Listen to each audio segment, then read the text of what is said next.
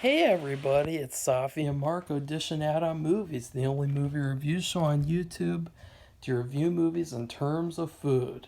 And it's just Marco here once again. I am here to talk about the new, oh no wait, not the new Texas, well kinda. I should say there are going to be spoilers for the new Texas Chainsaw Massacre movie, so if you haven't seen it, go watch it. Or if you're not interested in watching it, then just stay here because that's what you want to do. So, these are my top 10 kills in the series. But before we get to the top 10, these are two honorable mentions. I had 16 originally, but I got rid of the four others. I just decided this video can't go on too long. So yeah, one of my honorable mentions is the Nikki death in Texas Chainsaw 3D. And now this is where she's in the freezer and the police are searching the basement, and then she pops up out of the freezer and the police accidentally shoot her. And I just love that. I thought that was so great. That was that was such like a funny but like a smart writing decision to have that happen. Like just, oh, let's have an accidental death like that. That's great. That's a great idea. And so I like that. It was also cool because obviously it mirrored how Pam was in the freezer and how maybe she quote unquote survived, but not this one, not Nikki, because the police shot her. And my other honorable mention is the Kemper death in the remake, where he sees that there's like a cartoon on television in a room, and while he's distracted, Leatherface comes up behind him and sledgehammers him. And this kill is actually scary. I mean, I have not seen this movie, I would say, since 2012, 2014, around that time. So I haven't seen the remake in years. And that scene really makes you jump. And I thought that was actually a much better version of the hammer scene in the original movie, where it's just kind of like, okay, there's a cool shot where you pan up and you see Leatherface and he's raising the hammer. But other than that, like the kills in the first movie, they're really not that good. And the reason is there's actually a logical reason that, it's objective that, you could say the kills are not great. It's because Tobe Hooper wanted to make the original Texas Chainsaw Massacre movie PG. So he had to make all the kills in what his mind would be PG kills, which is just hilarious. He wanted that movie to be PG. See, that's back. This is back when Hollywood had balls. Okay, because nowadays they rate that movie like NC-17 and say like, oh no, nobody can watch that. We gotta censor it. But I really like that, the fact that Tobe Hooper, he, he thought it was gonna be PG, and so therefore all the kills are tame and lame. Not only that, but a lot of the kills you don't even know what happens because they didn't have the budget to show what happens, or it's just because of the PG thing. So a lot of those kills, they were improved over the course of the series because in the later films they didn't care about the Texas Chainsaw movies being PG. I mean, what a joke. And speaking of PG, my number 10 is the Franklin's death in the original Texas Chainsaw Massacre. In this one, Franklin is in his wheelchair and him and Sally are searching for their friends. And all of a sudden, Leatherface jumps up out of the darkness and chainsaws Franklin. Blood squirts all over Leatherface. he's shining the flashlight on Leatherface. It's really, really good because it's a classic jump, but it doesn't feel like a contrived jump scare, like, the girl going down the hallway and then she turns a corner and you know that she's going to jump at something and a loud noise. This is actually natural and organic, the way that the noise of his chainsaw is what is scary, as well as, his face. I mean, he looks really creepy in that scene, the way that he's just ready to kill. And that was really good. I loved that jump. It was a jump scare and a jump death. But the thing is the reason why it's in number 10 is obviously because you don't really get that much as you want. Like, the actor who played Franklin, he spit blood out of his mouth at Leatherface, and that's how they did the effect. So you didn't really get that much blood as you want from, let's say, like a later movie in the series. Number 9 is Melody from Texas Chainsaw Massacre 2022. Now, people are going to freak out with that one. But at the end of this movie, there is a surprise death, but it was not a surprise to me because for a certain reason. She's in the car with her sister, and they are going home in their stupid Tesla. Tesla, bottled water, Tesla, bottled water. That's a South Park reference. If you watch the latest South Park episode, it was really weird how that came out, and then the new Texas Chainsaw movie came out where it was basically the same types of people in each thing. But they're going home, and all of a sudden Leatherface pulls Melody out of the car, and he basically executes her like an ISIS terrorist execution video. And then he holds her head up to taunt the younger sister, and the younger sister, of course, she's watching from the sunroof and she's screaming and playing, and obviously it's trying to mirror the original movie where she's looking at Leatherface and the car's driving away. I don't care.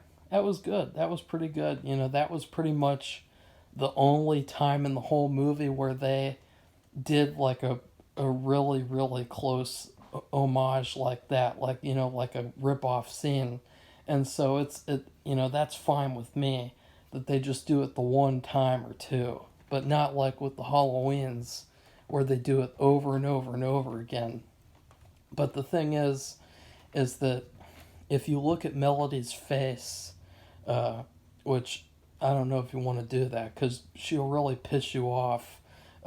She's an irritating bitch character, and it was so satisfying to see her get killed. Even though she changed, she was still an annoying bitch at the beginning. And so obviously all these SJW characters, it was so satisfying to see Leatherface massacre them like he should. But the thing is that her face looks a lot like the Pretty Woman face from the original movie. And so to me, as soon as I saw her in the trailer, even it was the first thing that came to my mind was that, oh, they cast her because they want Leatherface to kill her and carve her face off and her hair and wear it, because then it could be like the Pretty Woman mask. So I thought, like, why are people complaining? Like, this is a great scene. It's a great payoff. This bitch thinks she's getting away, and then Leatherface is like, nope, sorry, bitch. And that was great. Number 8 is the deputy from the Texas Chainsaw Massacre 2022. There is a part in the movie where Leatherface is riding in the back of the police car, the police van, whatever, and he's there with his mom, and he's trying to save her life, which Safi and I talked about that, and it was very interesting, and it's something I'll bring up in another video, is that a serial killer, was actually trying to save someone's life, And that was so cool and different than all these other slasher villains who all they do is try to kill. It was so cool to try to see this moment where he's trying to save someone, and then this fucking deputy, he stops his hand from shaking the oxygen thing because he knows she's already dead, and Leatherface just he's set off, and I was so excited, and then he breaks open his wrist to where the bone is exposing, and then he slashes the deputy. No, he stabs the deputy's throat in the artery, and blood squirts all over the place. And yeah, that was fucking awesome. And then he does another kill right then and there as well with a gun, but that doesn't count. And the reason why I love this kill is because it reminded me a lot of the scene in Logan. The opening scene in Logan 2017, everyone thought, since the beginning with the Wolverine character, he hasn't been anything like the comics. He hasn't been slashing people with blood coming out. He's been watered down, PG, dumbed down, kiddie friendly Wolverine. And so I didn't know if the new Logan would be really, really, really violent. But then in the opening scene, he's changing a tire on his limo, and then these gang members come up to him and they want to steal the limo, and he fucking destroys them and slashes them apart. And that's what the scene reminded me of, because the scene really set a tone for how the movie was going to go from there. And it really told you that, no, people are going to die in brutal, bloody ways in this movie. It's not going to be kiddie bullshit like, the fourth one, let's say. Number 7 is Bailey from Texas Chainsaw Massacre at the beginning. Now, the reason why I love this kill, where they're doing a dinner scene, and you have Chrissy and you have Bailey, and Leatherface goes up to her and slashes her throat open with scissors. And it is a fantastic moment because it's like, okay, it's one thing to just have a dinner scene in a Texas Chainsaw movie, but to kill someone during a dinner scene, like, that's cool. Like, that adds something extra to like. And so I love that. It was a great, bloody, just straight up throat slit kill, where he slits her throat, she falls over. That's sad. And it is sad because she was actually not the typical dumb blonde bimbo, and she tried to escape, and of course she got hurt in other ways before in the movie, but it was a great little throat slash. Number 6 is Eric from Texas Chainsaw Massacre, the beginning. In this one, Chrissy is in the basement and she is watching Leatherface torture, kill, and mutilate, and all this crap to her boyfriend, to her own boyfriend, right in front of her face. And this kill was just legendary. He takes his shirt off. It's already gonna be fucked up from there, and then he does some stuff to him, and finally he starts up the chainsaw and just rams it through his chest, and it is just so brutal. Blood squirts all over the place. It even squirts on the camera. It squirts all over Chrissy. It is just horrifying, and it is such a brutal and great kill. I don't understand why people, they go to a Texas Chainsaw Massacre movie and then they get mad that there's they get mad that there's a Chainsaw Massacre. Like, that's literally why I wanted to watch the movie. Like, does Michael use a chainsaw? No. Does Jason use a chainsaw? No. Leatherface does. So what do I want to see in one of Leatherface's movies? I want to see him use a chainsaw, and I want to see blood squirt everywhere. Number 5 is Chrissy from Texas Chainsaw Massacre, the beginning. This is one that originally pissed me off because we think that the main character, Chrissy, escapes and she is driving away from the house and she's gonna get away finally from this awful family. But then it turns out that Leatherface is literally hiding in the back seat of the car, and he starts up his chainsaw and just rams it through the driver's seat, killing Chrissy. And it is a brutal kill because it's unrelentless because he starts up the chainsaw, the sound that it makes, and it has a hard time going through all the material, the layers, the car seat, her stomach, and it's just this brutal, like, no, she does not get away. Leatherface kills her with a chainsaw, and it's right after it's actually combined with two other kills where she sees a traffic cop who has pulled over a redneck for speeding, and Leatherface sticking the chainsaw on her actually makes her crash into both of them and kill them too. And it is just a fantastic ending.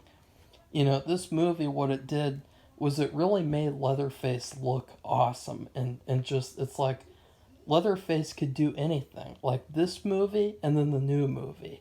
Leatherface just is so cool that he looks great with these kills. The way that honestly these kills are better than any of Michael Myers' kills. So that's another thing, is that the Texas Chainsaw Massacre series with these later entries, they really got some great kills. Number 4 is Leatherface, the movie. Texas Ranger Hal Hartman, his death near the end of the movie.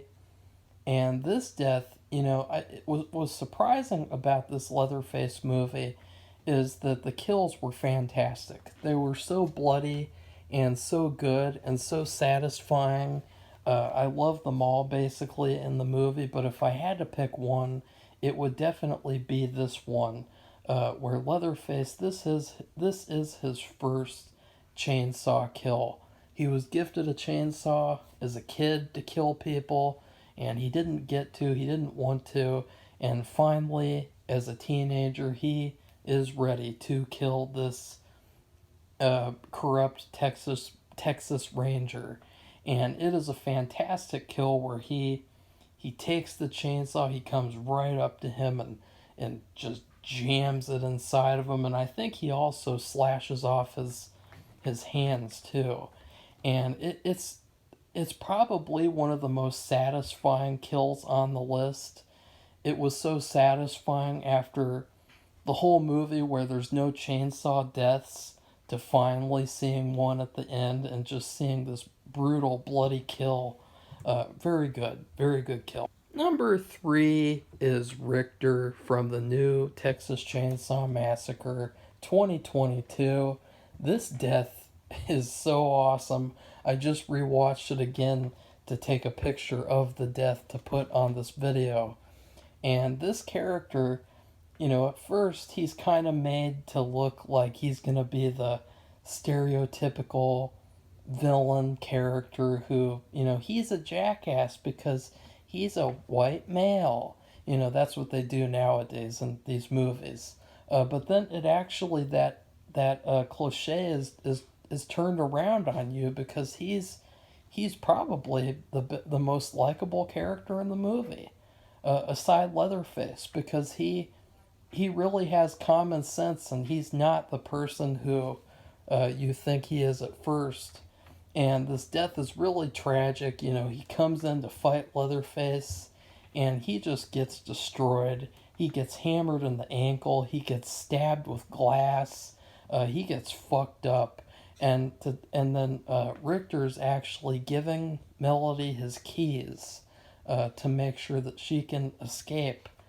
And it's this terribly brutal part where you think that, like, okay, he's just going to let him bleed out, or he's going to, you know, do something later. But no, it just, all of your, I don't know how to explain, like, Leatherface straight up just fucking smashes his head in with a hammer, uh, breaking the sad, happy, fun, well, not fun, but like he literally just destroys this emotional moment with just this brutal, just smash, smash, smash, smash, and it is so good. It's a lot like The Last of Us 2, but good.